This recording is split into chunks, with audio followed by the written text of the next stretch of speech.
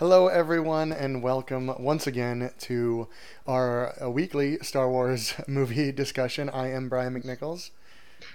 Oh, hi, I'm Go Angela ahead. Dahlgren. I never know if we should introduce each other. We do on the I know, podcast and and we we do need it some different every consistency. time, which doesn't We really help. But I know there's no consistency there. so this week we are on Rogue One. We are 1 week away from starting the original trilogy, which I'm very excited about. But this movie kind of leads right into it, like literally right into it. Yeah, literally there you go. Just like the handoff with the football. Hmm. So yes, I if you're joining us, please tell us where you're from. One person's watching, but it's literally me. I'm just watching it for my YouTube or my it YouTube always it always takes a few minutes, especially when we don't really tell people in advance so much, Well, which we didn't we can really. no we didn't. I'm sorry. That was me. That was on me this time. It was a Well, crazy thing. next week we'll promote it better. We'll see. So let's set up Rogue One. This Yes. is one of the more recent ones. This came out December 16th, 2015. It was only a year after Episode 7. This was the first of I don't the Star Wars stories. I guess I'm not sure exactly what they officially call them, where they are not part of the Skywalker story necessarily, or don't feature Skywalkers, I suppose. Although there Kind there of. is a Skywalker in this one very briefly at the end, but they yeah. So this movie was taken pretty much from the line in the original Star Wars, the motion picture, where they said I don't remember exactly the quote, but it's something like, a team, paid a very steep price to get us these plans, referring to the Death Star plans, Hmm. and this is the story of that team and exactly how they got the plans. Um, You know, so I obviously we already said we already said this basically runs right into A New Hope. So in the yeah. timeline it is literally right before A New Hope. It starts 15 years before, but Hmm. only for one scene, and then it jumps to, you know 6 months maybe before A New Hope would start, maybe not even that much. So what's your history with Rogue One as far as it goes? It's only 3.5 years, I guess, but Way back when. yeah. No, I saw it the month before, less than a month before my son was born. So I was very excited to see it in theaters. It gave me something to look forward to, and I was Hmm. very uncomfortable sitting in the theater seats. But um, I think I've mentioned this in another stream. Uh, during the battle scene at the very end, my husband was so excited that he was holding my hand, squeezing it. And because how we were holding our hands, I could feel his pulse and he was racing. He was so excited. And it was just it's a very, very exciting time before baby number two. But yeah, I really enjoyed this movie. I was excited for it because, you like to learn kind of what's been happening before the original trilogy. And out of all of the new Star Wars movies, I would say I was most interested in this one to hear the backstory. Yeah, this I it's funny because we talked Solo last week, which was the other of the standalone movies they have made. There isn't, I don't think, any plans to do another standalone next year. Although I mean, they're not shooting one as far as I know, so I don't think if it's going to come out, it's not going to come out next year. Um, and of the two, I mean, I don't think it's shocking to say that this was the most successful. That I Yeah. think almost everybody agrees with that. But this was also the one that had the most interesting story because, Hmm. as I've said before, with prequels, part of the problem with them is that so many of the characters you already know what happens to them, and it's very hard to make it interesting and suspenseful if you already know that Anakin turns into Darth Vader. Then you're just talking about the mechanics of it, which aren't that interesting, as we saw. And I think Han Solo had that problem too. We already know what happens to Han Solo. We know what happens to Chewie. We know what happens to Lando. It makes it tricky to have real stakes in any of that. Rogue One is the opposite of that. I think they did a Yeah. fantastic job of taking a piece from one line in the film and saying, "Oh, this could be a really interesting story," and it Hmm. is. And we don't know what happens to any of the characters. You know, No. spoiler if you haven't seen the movie, I don't know why you're watching this, but they all die, It's the all of movie where them. everyone So dies. yeah. Everyone. Which funny story about that? Gareth Edwards, the writer and director of most of this, he initially had written it where they survive the end because he thought Disney wouldn't allow such a dark ending, and I guess he kind of ran it by them, and they said, "Oh no, that sounds great." Like, or it possibly was even someone there's suggestion saying, "Oh, it doesn't seem like they would really live," and he was like, "Well, yeah, I didn't think they would either," but and they're like, "No, no, do that." So, I mean, that was never it never got as far as like shooting it or anything like that. But I guess he said a couple times that his initial idea was to have them survive because he just didn't think Disney would go for it. Yeah, and that is you really hit the nail on the head there, which in every, of the Disney made Star Wars films, it's like you know what's going to happen. Even with the Lucas prequels, you know how this is kind of going Yeah. to turn out. So it takes away a little bit of the excitement. But with here, you're constantly left guessing and in suspense. And I think that's what kind of added to the excitement of the film. It's what made it fun to watch, and I think it's why I liked it so much. Yeah, I'm a little more down on this movie than most people. This is the one I argue with my friends about the most, probably this and The Last Jedi, where I am very high on The Last Jedi and not quite as high on this. I like it. It's undoubtedly a good movie. Hmm. But I don't know why parts of it don't connect. I think some of it is that the whole scene at the end. Now, whether they actually, whether anyone lives or anything like that is certainly, suspenseful. But the part, I think they overplay the parts where they're transmitting the plans and all that because that is the part we know that we know the plans get transmitted. Although it would have been hilarious to end the movie without that, and then immediately a trailer for Rogue Two, where it actually works. Would be great, but they that but I think the character work is done. So if we're gonna start talking about it, we should probably I know. Let's just actually jump right go in. into And plots. let's get into comments first. Go for it.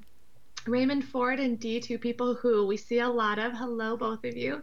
Raymond said, "Now it gets good." D said, "Hi, Hmm. guys." And she hasn't seen it yet, but she was thinking that our reviews might persuade her. You And should. I mean, even with me not loving it as much as most people, you should definitely see it. it, It's a good movie. it's really good. I was looking through my movies and realized that I didn't own it. I swear that I Hmm. bought it, but I didn't have it, so I went and bought it last night. And then Texas Toast said, "I actually preferred Rogue One." It's Yeah. very good. Aoife said, "Rogue One improves with every rewatch. It's great." And this was only the second time I had seen it. The first time was in the theaters. And then I had a second kid, so I've been too busy to see it. And I am very glad that I watched Yeah, it this is again. only the second time I had seen it all the way through. I had watched it. It was on Netflix for a while, and I It watched the was. first half of it, I think, twice. Hmm. I actually prefer the first half to two-thirds of the movie than the ending, but we can talk about that as we go. All right, so this movie starts on Lamu. I think I'm not exactly sure that's how that's pronounced, but it doesn't really matter. It's only in it for one scene. Research scientist Galen Urso and his family are in hiding on the planet Lamu when Imperial weapons developer Orson Krennic who arrives to press him into service. Galen's wife Lyra attempts to confront Krennic. She is shot dead by Krennic's death troopers while their daughter Jen escapes and is rescued by rebel extremist Saw Gerrera. So not much really happens. This is kind of just the first time we meet Galen Urso, played by Mads Hmm. Mikkelsen. We meet, little girl Jen and her parents here, and we meet Orson Krennic, who is played by Ben Mendelsohn, who is amazing at these kinds of scene chewing bad guy roles. Oh, he's Um, so easy to hate. Although Oh, he he's was just like, oof. he is also amazing actually in have you seen Captain Marvel yet? I haven't seen like any of the Marvel movies. Well, maybe that'll be our next rewatch. I think it That one has might to be. we might have to spread that one over a couple of years or something though. There's a lot of them. But he plays the I won't ruin it for anybody, but he plays a an alien character in that. So he's like full makeup. You don't even necessarily know it's him, and he's amazing in that, and not necessarily quite as straight bad guy as he is in this one. But um, Yeah, so I've seen the Iron Man movie, so I can say that. No Star Wars. Yeah, I've seen those. No Star Wars opening.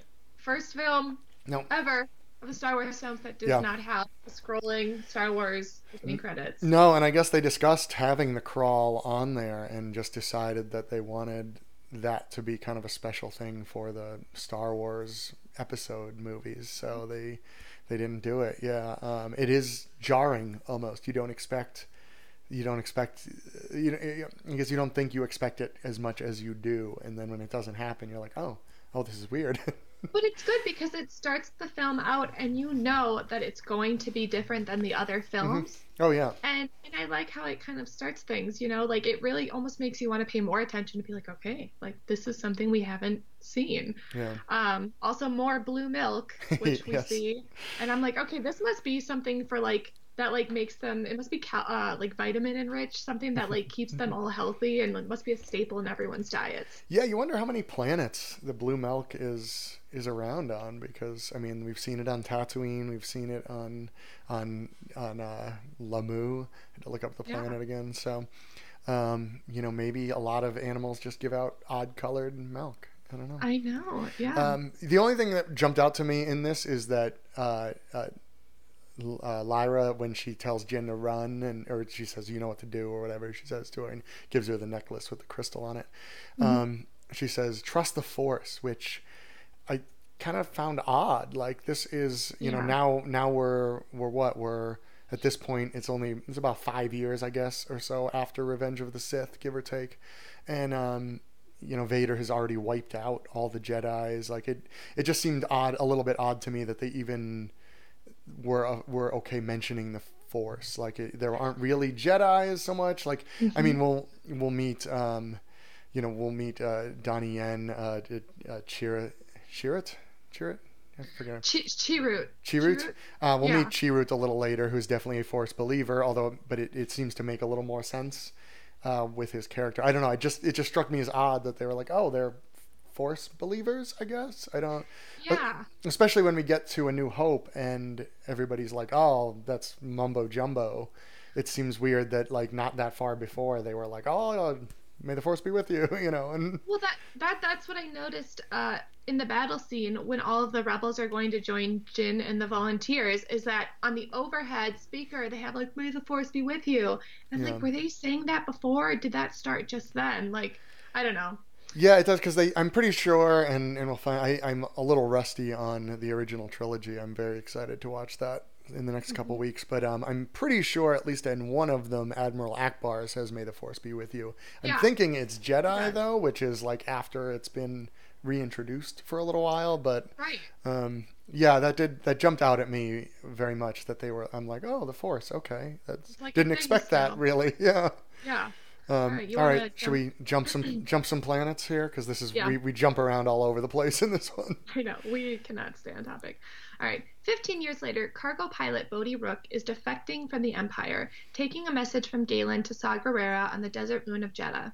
After learning about the Death Star from an agent at a trading outpost, Rebel Alliance intelligence officer Cassian Andor frees Jin from an Imperial transport before bringing her to the Rebel leader Mon Mothma.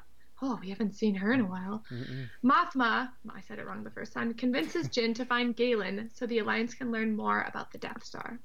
Cassian is covertly ordered to kill Galen rather than extract him. Yeah, Naughty. All yeah. right. This one and yeah, and I think someone in the comments here, not. I'm not going to try to Eve, pronounce Eva? yeah, okay. I'll let Eva? you do it.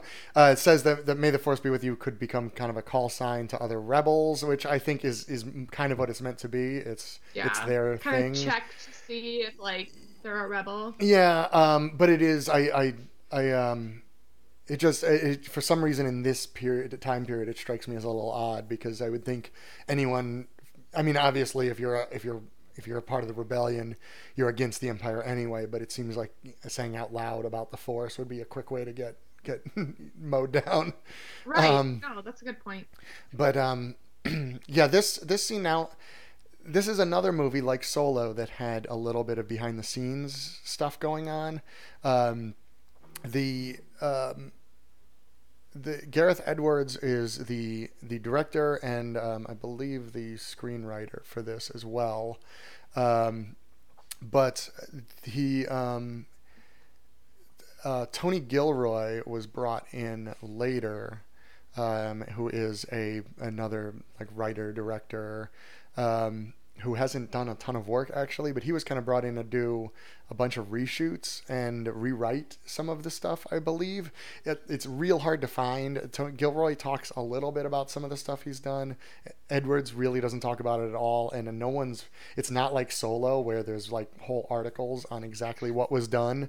This one seems to be a little bit more like, yeah, I just did some help. It wasn't a big deal, kind of thing. So it's hard to find out exactly what they did. The only ones that were mentioned are that Gilroy reshot some of, or shot new scenes to help some of the character stuff, two of which are the ones we see here, which is Cassian's introduction, where he meets the other spy and gets information about the Death Star, and then Jyn being broken out of the prison transport. Which I guess they decided were useful for character building. What did you think about those scenes? Do you think that either of those or both help with the characters at all? I think that it was a nice introduction for Cassian, and it kind of, I mean, I guess in the Star Wars films, they have a little more integrity, the characters do, unless they're a bad guy. Well, I And don't know. with Han Solo, we well, meet shooting someone in cold yeah, I blood. mean, I guess you're shooting So Greedo. But then okay, yeah, so that's a lie. it's a Those, little bit different than the way Cassian gets introduced, but because Han Solo, and we'll talk a lot about this. I will talk a lot about this in the next week. But but but yeah, Han, at least was being threatened. Cassian was just kind of like, he's kind of like yeah. he gets information from the intelligence officer and it's like, okay, bye, like, and he kills everyone. Hmm. So it definitely, Brian writes in the notes that he likes that they don't try to hide the dirtiness of spy work and he just kills everyone to get out. And it's Yeah. very true, they don't exactly that basically. Well, and I think because later it's used as a turning point for Cassian, which is why he decides to go with Jin and Yeah. help get the plans is because like he knows like, oh, he's done a lot of really bad things in the name of the rebellion, and he kind of wants to try to do something that is definitely going to help rather than just murder people, I guess. So But you can also tell that he's been working under someone for so long that he's just kind of doing his job at this point, kind of on yeah. autopilot, and he doesn't really think about the remorse of it all or his emotions behind it. He's like, I just kind of do it and it is what it is. And then you see his evolution of his character change over the film when he meets Jin and then all these things change. So, I mean, they set him up well as far as Jin and how kind of her thing. I really could have like take it or leave it. Yeah, I didn't. That one didn't make much sense to me because we didn't exactly know why she was captured and why they were breaking her out, or like it was just kind of there. I mean, I Yeah. guess the idea was to show that she was a fighter, but I don't. Yeah, that one I didn't quite get. I really like the Cassian scene. I they definitely go a long way in this one in blurring the lines. A lot of the Lucas Star Wars, um, especially, it's pretty black and white. There are the good guys and the bad guys. There's not a lot of overlap. I mean, even with Anakin turning to the dark side, it almost seemed, we talked a lot about it, where it almost seemed like, oh no, he's a pretty good guy. He's a pretty good guy. Nope, he's murdering children. Yeah. He was There, like the exception yeah, for people being it's bad. and it's like, but it was almost like a switch. Like there wasn't really Yeah. shades in there. It was like, oh, he's good until he's bad, and then he's back to good, and then he's back. Like it just, I don't know. They didn't color him in at all. Where Cassian and a lot of the rebels in this, like they really make it seem like the Rebel Alliance is not that much different than it's very bureaucratic, like Mhm. the Empire. It's just kind of the other side rather than Yeah. necessarily the good guys. Um, which is very interesting. I don't know how well it ties into what we know about the Rebel Alliance in the next film, but I guess rewatching that will help. So I want to say one more thing and then I sure. want to go to the comments. I remember thinking this in the theater and I thought it again. When I saw this the first time, I noticed right away how good of a job costuming did staying Hmm. with the theme of the original film. They did a great job replicating the uniforms and it really kind of enhanced the fact that this was a prequel to A New Hope. And I loved that. I felt like it brought back the nostalgia for me. It got me even more into the film and I really enjoyed it. Also, I noticed that the music, kind of the theme of the film, the music really reminded me of Across the Stars. That's the theme for Anakin and Padme, which is Oh in yeah. Attack of the Clones. So I don't know if you're a music person like I am, you might notice a little bit of those notes in there. I'm shockingly bad at recognizing music in film. Like it's there's a lot of times where I'll be listening to a podcast or something and they'll say like, "Oh, the music in this scene was beautiful," and I'll have to go back and watch it again to even pick up. Like I pay so much attention to I'm very heavy on cinematography and dialogue, and I pay like almost no attention unless it's like spectacular music or if like everything else is like one of my favorite pieces of music, I think, just in general, is the binary sunset from A New Hope, that where Luke is staring Hmm. into the suns. Yeah, But that it's so noticeable that like right. Well, you can't. unless you point out the scripts or um, the scenery and stuff, I don't normally notice that. So Yeah, so I guess it's good that we're we're a good doing this team. because yeah, and this was Michael Giacchino. Giacchino. I've never quite known how to pronounce that. I don't think I've ever tried before. He is a very prolific composer. He has done the music for Up. A lot of people will know, which is beautiful. He's done Star Trek, Spider-Man, Homecoming. I believe he has done a lot of Christopher Nolan films. Um, there's just a ton of stuff. Oh, he did music for the TV show Lost. Oh wow, Yeah, he's done a he lot. did Ratatouille, The Incredibles, Ooh, Coco. yeah, He has done just a ton of the newer Jurassic Park movies. He's done so. a lot Um, of recognizable yeah, scores. yeah. He is like John Williams himself, very prolific and very recognizable stuff. So, not shocking that the music is good. No, let's go to the comments. Jeff has a couple things. His magic band is K2, which I I think is love it. funny. Yeah. Um, he said, "May the fourth be with you" would be appropriate since Jedi groupie Bail Organa was a friend with the Jedi's and Princess Leia is a rebellion leader. So that makes sense. He's Yeah. absolutely right. Let's see. Joshua and Natalie, I found this movie to be the darkest of the Star Wars stories, gives a more realistic view of the rebellion. Yeah, I mean, it wasn't all Hmm. like glamour and taking over the empire. Like, a lot of people Yeah. died. Like, Well, everyone died in well, this because film. this is we kind of meet it here in like the middle of the rebellion. By Hmm. the time we see it in A New Hope, that's kind of the basically the end almost. I mean, it does kind of continue after that, but they score their big victory in A New Hope. So this is kind of when they're struggling to find their foothold. So yeah, it's and they don't exactly know what their plan is yet. So they're just kind of fighting internally and scrapping. So And Steven loved, he said Rogue One's his favorite of the standalones, and he loved Jin. Wish we could get another, um, I guess, another story from her, yeah, even though, she's dead now. yep. And then he thinks that I should rock the Princess Leia cinnamon buns with my purple hair. Well, I don't know, I'm debating. So, in case, I can't remember, Brian, if you mentioned this. The reason we're doing this rewatch is I because didn't this time. No. Brian is going to the Disneyland opening of Star Wars Galaxy's Edge, and I'm going to the Disney World opening. 7 weeks And today. I It can't opens. believe Yeah. it. I mean, it's like snowing outside. Literally, we are having a blizzard yesterday and today. So to think that it's opening in 7 weeks is just crazy to me when it's winter outside. So that is why we're doing this rewatch. And my brother he's coming with me to be my cameraman. He's dressing up as Obi-Wan. Oh, So is if you he? have a Oh, preference, amazing.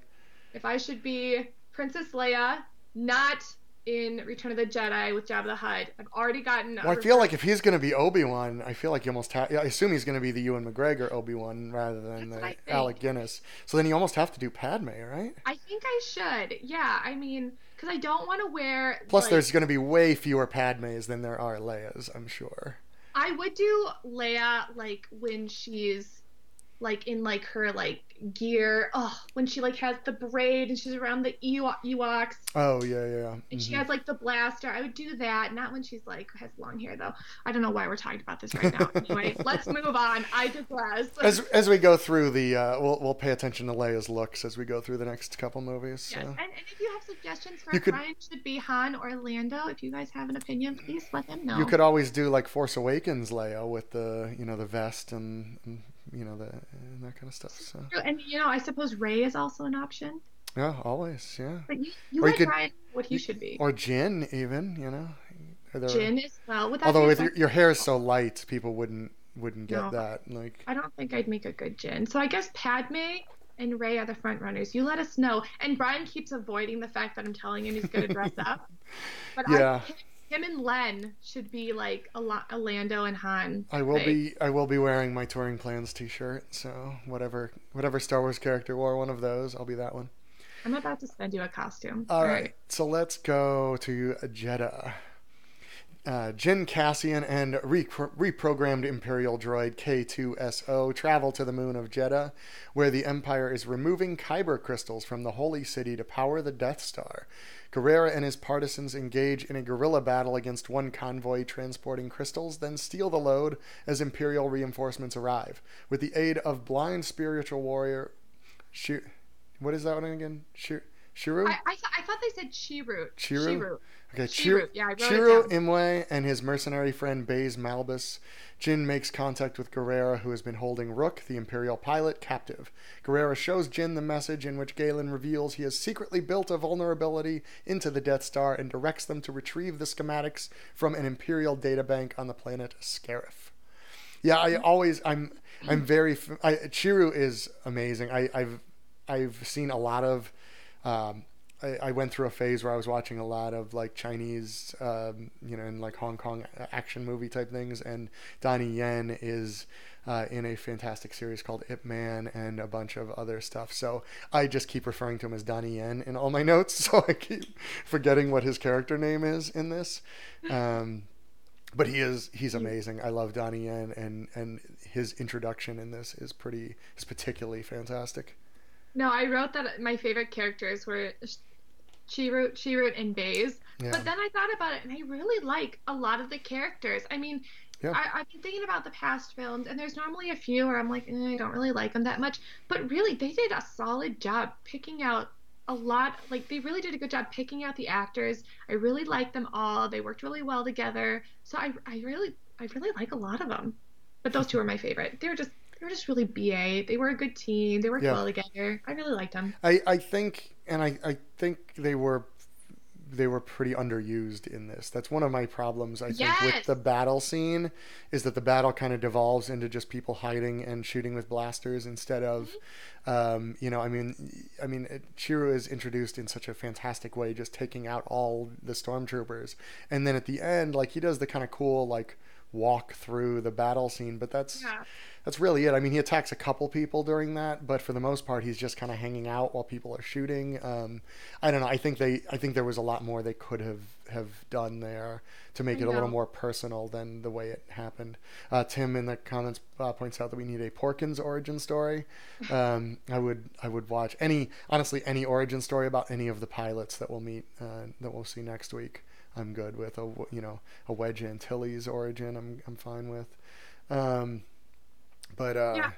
I noticed that these newer films, we saw this in Solo, we're seeing this again now, that the new films are more sympathetic to droid rights and oh yeah, emotions. yes, We see that in the last film with what L2? L No, three L three L right L3 through L3. 7 yeah Yeah, and then K2 wondering why he doesn't get a gun. yeah So now that I noticed it so much in Solo, I'm becoming like more conscious of it when I watch the films. Um, Speaking of that, did you see Disney announced a lot of details about their Disney Plus streaming service yesterday? And one of the shows that's going to be on it is a Cassian and K2 uh, show, presumably before the events of this movie. um, No, I didn't see that, mhm. but I just thought about you and how happy you'd be when you saw that The Simpsons had joined Disney. Yeah, I actually, it kind of stinks because I wasn't going to sign up for Disney Plus until that happened. I was like, no, nuts, now I have to because I Well, do, it's seven I do bucks a go back. month. Yeah, that's the thing. It's actually not. It's only $6.99, which compared to all the other streaming services is not bad at It's all. really So, not. then they'll have basically, I think they'll have all the Marvel movies, almost all the Disney movies, all the Star Wars movies. So like, Yeah. yeah, I was like, all right, fine. Um, Oh, but you got my money this time, Disney. yeah, because I wasn't necessarily going because I a lot of the Marvel and Star Wars movie. I own all the Star Wars movies anyway, and Yeah. except actually I don't own this one or Solo. I might have to buy. I might have to. Well, if I pay for that service, I don't have to buy Rogue One. I'll just watch it there. Yeah, Um, absolutely. Solo, I'm probably okay with not watching a lot, but Yeah. and the same with the Marvel movies. I have most of the ones I like on Blu-ray anyway, so I don't know. It wasn't necessarily going to do it. Ectoplasmic Entity there says $6.99 is only for the first 6 months, and then it jumps to $9.99. I hadn't heard that, but yeah, And that and wouldn't be shocking. we gotta fit in the Marvel movies while it's still 6.99 then. Hmm. And then started Yeah, for real. once we get the subscription. Yeah, so the kyber crystals, Oh uh, yeah, they're used to power the Death Star. yeah. We already know that they're used to power the lightsabers. Did you know that before the No, film? I did not, and my first thought when I didn't really notice that the first time, um, I didn't either. and and and when I heard that this time, I was like, oh, uh, I guess that makes sense, like where they get all that power from. But it would take a heck of a lot of crystals, I assume. I know. That's um, what I was thinking. oh, I But they're see. Oh, really he, tiny. he clarified that's his hunch that it's going to go up to $9.99. I That's mean, not you're nuts, probably but not yeah, wrong. no, that I mean that's why we were like, oh yeah, that seems right because, Yeah. but yeah, but anyway, yeah, I mean, yeah, that would seems like the kyber crystals are like little. They go in lightsaber hilts. Like You need a ton. yeah, But yeah, I'm like, did I miss that? Is that some canon or something? Like, I didn't know that at all. I thought I missed it. Um, I there's there's a yeah. fun story in here actually about a man, and some of you might recognize the name if you are super nerds. But Dr. Cornelius Evazan. He is a madman that conducted experimental surgeries. His most noticeable creations, and I meant to pull a picture of this and I didn't, I'm sorry, are the decraniated, which you see on Dryden Voss's ship in Solo. They are the people that only have half a head. They have kind of a thing that goes around here, and then there's no top to their head. Those are creations of Dr. Cornelius Evazan. Um, and they are also seen on Jeddah. Um, but you see him in this movie where him and his friend Ponda Baba run into Jin, and they are better known as Walrus Face and the weird lumpy guy that harass Luke and Obi-Wan in the next film. Hmm. But yeah, I did not realize he was a doctor until I looked it up. And apparently, his experimental surgeries are the reason he is wanted in 12 systems. Presumably, Jeddah is one of them because he was there. So, So we'll see them again hmm, next week. next week, yeah. Yeah. He doesn't Um, like you. I don't like you. Gosh, my accents need a little bit of work. I have some of Uh, those I have to hear again, yeah. But we will redo that after we watch the film. You are not the biggest fan of Forrest Whitaker's acting choices I in this I film. don't like him in this. No, I Forrest Whitaker I'm in and out and on as an actor. There are some things I really like him in. I did not. I don't know and I don't know if it was his doing or if it was direction, but the very raspy and the He oxygen has mask breathing thing, and issues, Brian. it just, and I don't know. I don't know if they were going for a thing where you're comparing him to Darth Vader on the rebel side because he's supposed to be this extremist rebel, which doesn't really go anywhere because he dies in the scene. But yeah, I don't know. it kept pulling me out of the movie. I kept just going, why is he talking like that? I don't think that's necessary. I But felt that way the first time I saw it. I was like, huh, this is weird. This is mhm. interesting. And then the second time I was just like more accepting, like, all right, that's the Yeah. character, Well, yeah, whatever. once you know it's coming, it's just kind of like, all right, whatever, let's move on. And his big snake that since it gets the truth, I don't even know what It that was thing very exactly weird. does. Very Yeah, weird it's that scene. whole sequence is very strange. Um, I do like K2.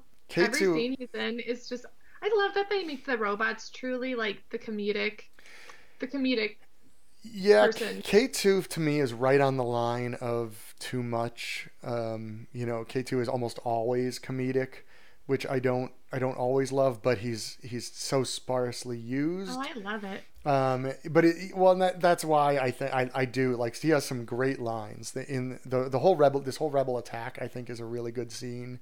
These are the types of action sequences I like a lot, where they go from the big stuff down to the small stuff and back. They show the bombs going off. Then Jin saves the little girl. Then Hmm. there's more explosions. Then we get the part with Donnie Yen wiping out stormtroopers. So like they do a good job of going from the really explosive, pun intended, to the very personal attacks, Yeah, which are the way I like battle scenes. And I it think was well done. and then but K2, my favorite, I think my favorite line of his is when he walks in, or when the other Imperial droid walks in, and Jin shoots it, and then K2 comes around the corner and goes, "Did you know that wasn't me?" She's like, Which, of course, yeah, which is great. And Alan Tudyk, who is in, I don't know, a million things. He everything. had a spot on Arrested Development. He Isn't he was Hey Hey in he is Hey Moana? Hey, yeah, which Yeah. doesn't really make a lot of sense. He's King Candy in Wreck It Ralph.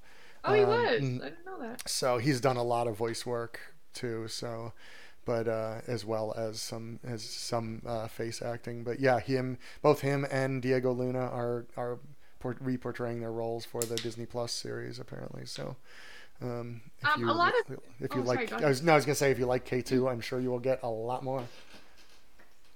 I mean, a lot of good parts in this battle scene. I thought it was really well Hmm. done. But I think Brian and I were both very, very excited when we saw the A2S2 come Oh yeah. down that alleyway. So cool. Uh, I wasn't expecting that at all. So when I did see it, I was like, ah, like I don't know, Well, the whole look, nostalgia. and supposedly why they decided to go with Gareth Edwards for this is because of the look. I think the film Monster was the one that they saw of his that they really liked the look of, and what they wanted to do. And I like that they did that with at least with I think they got a little bit of cold feet with the standalone movies. I think that's why both of them had reshoots done. Yeah. I the idea was that these would have kind of their own language to them, that they would be different types of films. And I think after they saw them, they were kind of like, oh, I don't know if people will like this. And then kind of like, and that's why they changed directors in both. Well, they didn't technically change directors in Rogue One, but why they brought in other people to do reshoots. But I think this scene is where you really see that look come across. I mean, it looks dusty and dirty, and that there's that one section where the Star Destroyer is just hovering over the city, and Hmm. that's where the ATST is stomping through, and Hmm. it's very intense. It looks amazing. I am a sucker for seeing a giant Star Destroyer just hovering over a planet. So Well, and that CGI scenery and the mhm. cities in this whole film is just really beautiful. I thought just the scenery in general, they picked really good spots to film what they did. I don't know if they did, but I assume they picked some locations. And just the Yeah. CGI, really cohesive. The cities, all of it is beautiful and really well done. Yeah. How do you feel? This is where we first find out that Galen Erso purposely built the flaw into the Death Star that they then expose in A New Hope. How do you feel about that? It's fine. I mean, I don't care. It's fine. It is what it is. I mean, I can't really think of another way they could have done it and it Hmm. makes sense. And I mean, I just think it's super funny. And I think I wrote this later below that whenever they operate the Death Star and the lasers are like about to shoot, the guys right next I to it know. have to like bend over and shield I themselves, and know. that would be the worst job ever. It's so funny because it's just, have you seen Family Guy did a series of things about where they retold Star Wars and it's all like Yeah, jokes about that stuff. I saw the first one. That's what I kind of think about whenever I see that now. But Yeah. it's hilarious. This giant planet killing laser, but guys are like a foot and a half away from it, I just like with nothing on their face, just that I weird know. thing on their chin, and they're just like, like, I know. They're just like, oh, it's time. Like I every time they did it twice, and I I mean, cracked up each I mean, time. they definitely have like radiation poisoning or something. Right. Like, I know. Like, what did you have to do to get that job? I don't know. and apparently, Jeddah was filmed. The location was in Jordan for that. So Oh, yeah, Scarif was in the Maldives. Uh, Yadu, that we'll go to next, is in Iceland, and the Imperial base is in the UK. So I was wondering where Yadu was, and we'll talk a little more about Scarif and what I think about that. But do you want to move to Edu? yeah, I want to say I feel pretty similar to you about the flaw in the Death Star. It seems a little convenient, except that the initial point was convenient. It was very convenient that there was just this magical hole that could blow up the Yeah, Death Star. So having it built in, it does kind of explain that away at least. And yeah, I thought the motivations were at least good. Like it made perfect sense to me yeah. that Galen would go back to work for them, knowing that they would hunt down his daughter if he didn't. Mhm. But this was kind of his one way of fighting back. It at least makes sense to the characters. So, all right, Yeah. so let's go to is it Yadu? Is that how this is? I don't know. No, I think I I don't. said Edu. Edu, Edu. No, that's probably right. I don't know. I made it up. Holly said it makes the deaths that much more impactful. Because when I was talking about how I really liked all the characters, Mhm. because you care about all of them as characters. They did an excellent job of character building in this movie. Um, Yeah. if Aoife said you get some backstory for Wedge Antilles in the Rebels cartoon series, so that's Oh, something I'm gonna have to look into. yeah. I haven't Okay, seen any of Rebels actually. All right, so all go for it. right. On the Death Star, which has entered orbit above the moon of Jeddah, Krennic orders a low-powered test shot which destroys Jeddah's capital. This whole time, I thought they were just destroying planets. I had no idea that it was low-powered Hmm. test shots, so this was new to me. Jin and her group take Rook and flee the moon, but Guerrera remains to die with the city. Grand Moff Tarkin congratulates Krennic before taking control of the project. Rook leads the group to Galen's Imperial Research Facility on the storm-covered planet Edu. Jin makes her presence known moments before rebel bombers attack the facility. Galen is fatally wounded and dies in his daughter's arms before she escapes with her group on board a stolen Imperial cargo shuttle. I'm like reading below before I'm like, I'm I not do that all focused the at all time. right now. Yeah. I'm like trying to read before. Okay. Following the attack, Krennic is summoned by Darth Vader to his palace at Mustafar to answer for the attack on Edu. Krennic seeks support for an audience with the Emperor, but Vader instead orders him to ensure no further breaches occur. I really got to stay focused instead of reading Well, ahead. that That's my that was own a big fault. one. There's kind of a lot in there, um, but there's not a ton of talking points, so I kind of mashed a couple different things together in there. I know, Um, and I know certain words are coming, so I'm looking at the yeah. words while I'm saying it to be like, okay, am I going to get this right? Well, and because I'm not as familiar with these newer movies, like some of the names, I like Edu, I'm like, is that how it's pronounced? I don't know. Like, And then he says, you I'm know. just going to give them to Angela for her to say. Well, Yeah. no, it just we alternate. It was just in I, there, but I just, um, yeah. this is So where Jeddah, the holy city gets destroyed. I think they do say it before they do it that like, oh, like just do a smaller version and just take out the city or something like that. I think they do say it in the film. I think I miss the dialogue a lot. I think Hmm. I'm just like not paying attention. But so when I read that, I'm like, oh, okay, well that makes sense that like they wouldn't just like blow up a whole planet right away. Yeah. Um, I thought that the digital Grand Moff Tarkin was okay. Mm. Obviously, I knew he wasn't real, but it didn't bother me too much that they used him, but they really made him a supporting character. Yeah, and that was my problem with it. I'd be fine if they had him in a scene or two. I mean, technically, he's in a scene in Revenge of the Sith at the very end. There's a different actor that's Yep. supposed to be him there, although it doesn't really look like him. Um, In this, it's obviously a different actor playing the role, and then Peter Cushing is digitally imposed. But I think it's way overused. If he was in like one or two scenes, I would have been fine with that. But he's in a lot of the movie, and Yeah. it really gets into that uncanny valley for me, where I know it's not him, and that's all I can stare at. Then is the digital Tarkin. But I think, younger generations will eventually not know that. So maybe they won't pay Yeah, attention. I don't know. I I hope it doesn't become that commonplace to do that stuff. Yeah. I mean, digital like face replacement is different. Again, Captain Marvel, they do a digital face replacement on Samuel L. Jackson for pretty much the whole movie, and that didn't bother me at all. I thought that looked really good. But then there are other movies where it stands out so badly. So I think some of it just depends on how good they are at doing it. Yeah.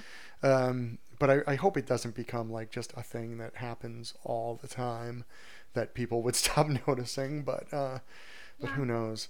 It Um, was done pretty well. It didn't really, I noticed it sometimes, but not a ton of the time. yeah, But yeah, it's like Vader decided that Mustafar was just going to be his home yeah, base from that's then so on out. weird.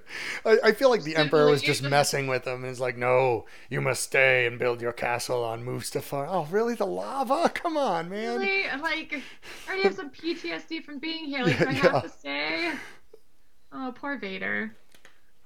It's Um, like his jail cell. Oh, the ectoplasmic entity asked what the uncanny valley is. That's a term for that usually you hear used for digital creations like this. Um, and I'm paraphrasing this definition, I'm sure, but basically it means that if you see something that is animated or digitized, you know it's not real up to a certain point, and then there is a big valley where it looks a little too close to being real but isn't, and it just looks creepy. The example you see a lot is Tom Hanks's character in the Polar Express is used as this, where it's very realistic but not Hmm. ultra realistic, so it's just kind of and then on the other side of that valley is completely realistic, where you just don't even notice that it's there. And Tarkin is definitely more towards that side. He looks pretty good to me. It falls back into that a little creepy valley. Some people it doesn't. Some people think it looks really good. Princess Leia So looked more like that to me. She looked a little more creepy than he did. she did, but she only really had like two lines. So for that, So it was just yeah, kind of I like, think I felt okay. more uncomfortable if I just stared her long term. Yeah, I think so too. So that's kind of what it is. It's basically that one gap where where it starts being a little real but isn't completely real, and it's just Yeah. weird. Um, I really like the way they destroy the visuals of Jeddah being destroyed from the ground, and that really slow wall of destruction, which doesn't really seem how the physics would work on that, but it looked Yeah. awesome, so Yeah. I I'll like let it that too. go. And Um, then coming out of it, from space, you see that. Yeah, I thought that was neat. Um, the Saw it was, Gerrera has a line here right before when he tells Jin to go. He says, "Save the rebellion, save the dream," which if anybody who's watched the NBC show Heroes is way too close to "Save the cheerleader, save the world," and made me actually laugh out loud every time I've seen it.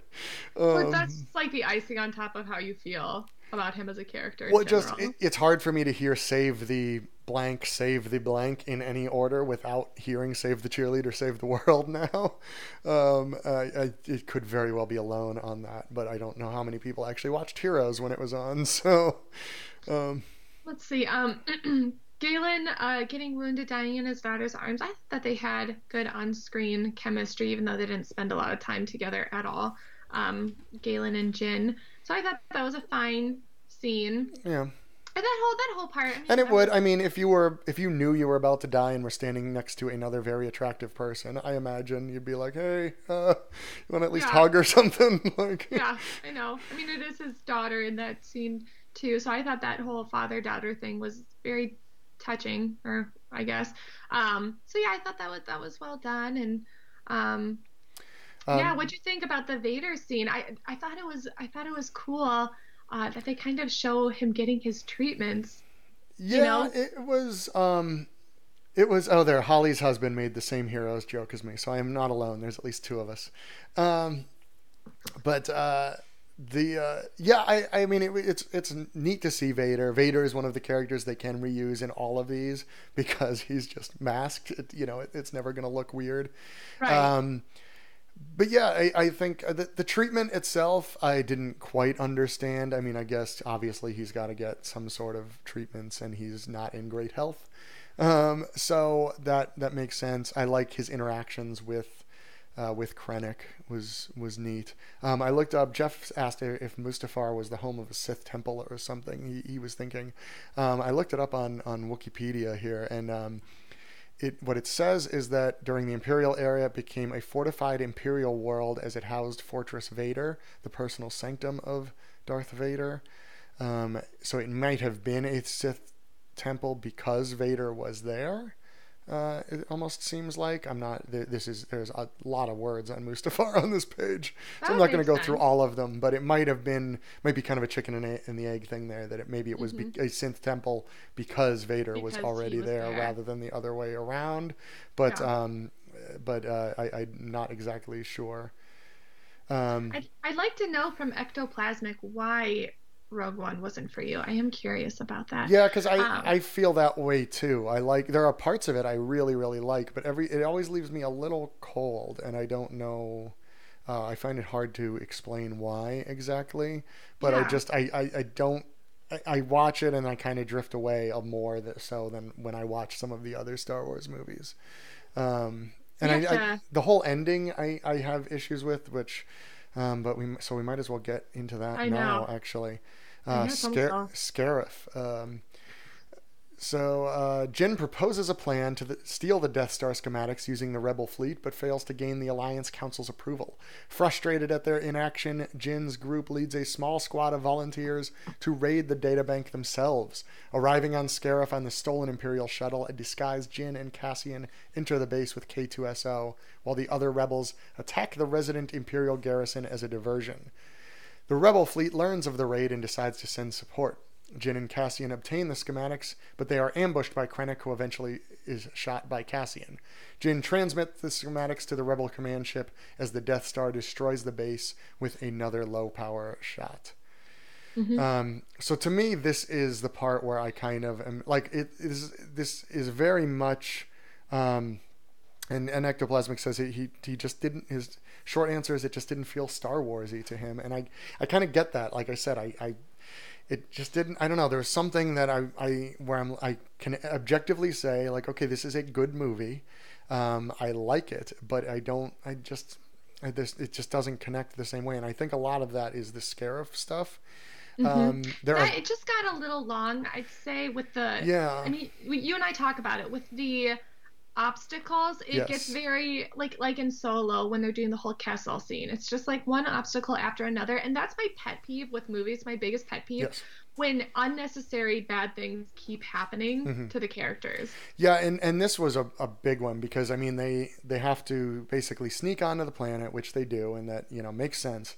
They have to fight the stormtroopers, which makes sense. The rebels come, which and you get some really awesome tropical shots of X-wings flying and hmm attacking AT-ATs, and but then like yeah, they're holed up, they're waiting. Then there's this weird MacGuffin master switch that they have to hmm hit to send the thing. Then they have to break the shield. hmm Then the kind of my last straw was where Riz Ahmed, Rook, is trying to attach a cable out of the thing, I and it's know. like not long enough, and it's You're almost like, like why? it's almost the Back to the Future scene where the tree falls on the cable and they've got to put it back together. Where That's it. Yeah. he's getting like and it just seems like there's one too many of those where It's like like, I yeah. understand there has to be obstacles leading up to something like this, but it just seems like it's a constant series of obstacles that aren't all necessary to the plot.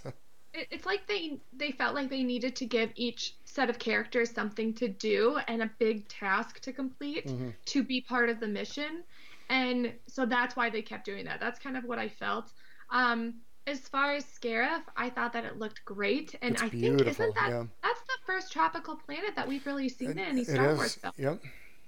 So that was, I mean, that was fun. It was good that they kind of covered that. And you said that it's the first planet that seems totally understandable to have a base on, Yeah, which I yeah, agree. yeah. Because I mean, like, well, I mean, some of the rebel bases obviously they're in hiding, so they're on like Hoth and stuff. But like, I mean, we talked about Darth Vader setting up his castle on Mustafar. I mean, come on, really? Like, why wouldn't he be like, hey, I'm gonna put my castle there? Like, that looks real nice.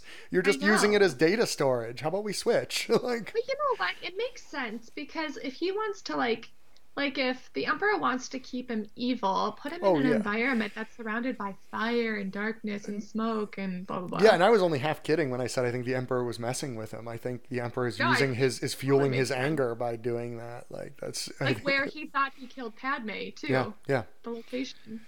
Um, but the yeah, the switch, the master switch was weird, which they had to hit the master switch in order to transmit to the rebel base, I think. But they also had to get the shield down to do that. Like, I don't know, I didn't quite get it. It was very, that was the most MacGuffin-y thing. Which Yeah. again, MacGuffin is I believe an Alfred Hitchcock coined Yeah. term, Mhm.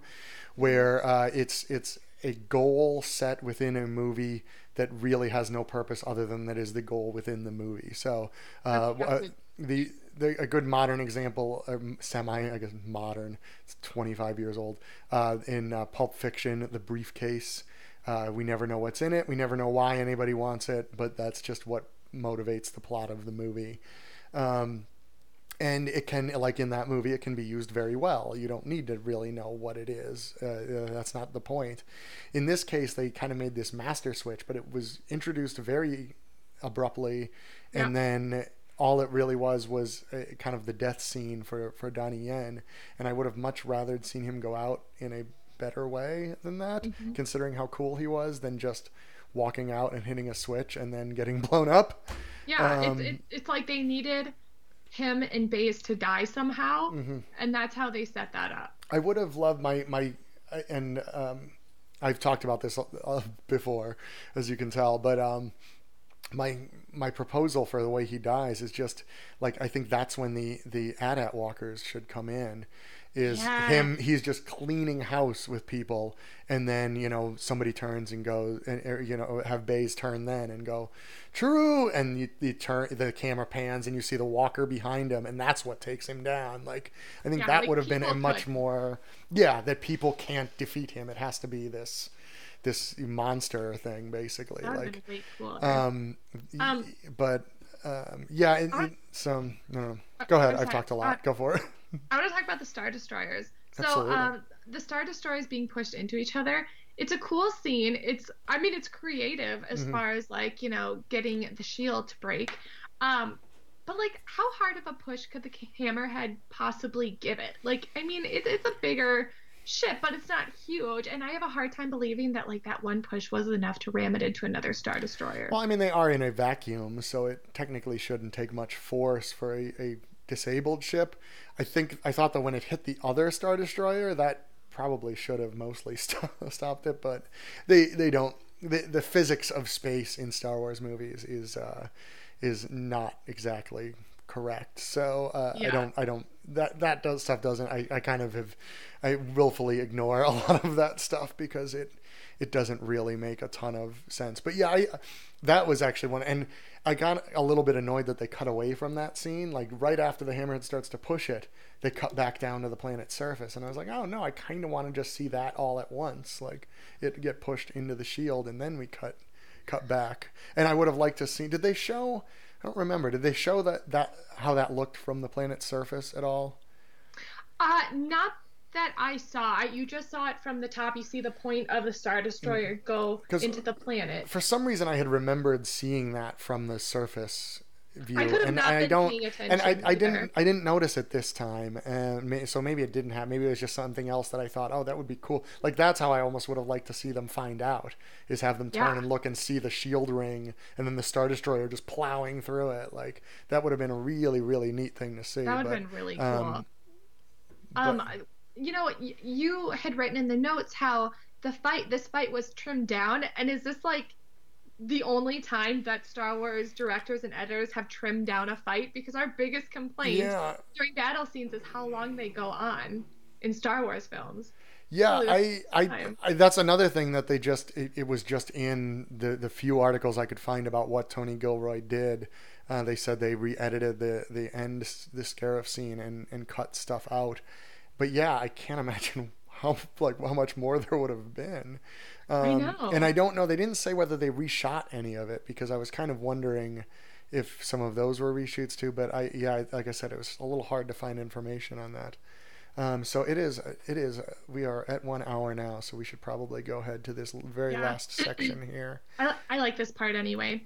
The Rebel fleet prepares to jump to hyperspace, but some of its ships are intercepted by Vader's flagship. Vader boards the Rebel command ship and attempts to regain the schematics, but a small starship, the Tantive, what is that, 4, 4. escapes with them. Aboard the fleeing ship, Princess Leia declares that the plans will provide a new hope for the rebellion. Okay, so I really like the Vader scene. I Yes, love that, like, it gets dark and then the smoke and then you see the red lightsaber. It's so cool. I I believe mean, that was an addition later. oh, I I loved it. believe that was one of the other things, and I agree too. Like it's way better than watching him cut down children. I mean, he's Um, evolving. I yeah. don't want to see anyone die, but I loved seeing him cleaning house. I Oh loved yeah, seeing the message passed from person to person. I thought that was really neat. I don't know. I love that scene. It and was it's a really real display of Vader's power. I mean, the original yeah. trilogy, especially the first, A New Hope, you don't really you get a sense that they're Vader is powerful, and some people are afraid of him.